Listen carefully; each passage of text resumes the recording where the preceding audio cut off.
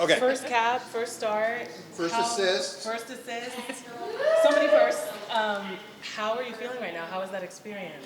Yeah, I mean, I think it was a surreal moment to just take in the atmosphere, take in the crowd, and be surrounded by some of these amazing players I've been watching on TV for so long. So I think, starting there, it took me a little bit to just kind of wake up and figure out where I was, if you could say. But it was an awesome, awesome moment.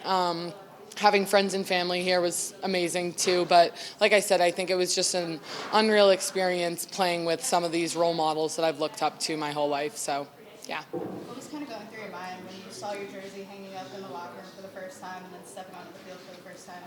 Yeah, I think, like I just said, I think it was kind of a surreal moment. Just took a little bit to process it and actually understand that this was, real life. I feel so grateful and, honored every time that I'm able to step into an environment like this. But I think, stepping into my first cap here was, just took it up a level and was something that I'll remember forever. So.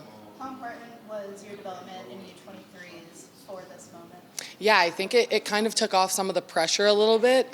Just, knowing that coming from the 23s, we're practicing the same style, upholding the same principles, standards. So coming into this environment, I felt like I, wasn't asking too many questions, but also just able to understand and grow in this environment instead of constantly trying to play catch up.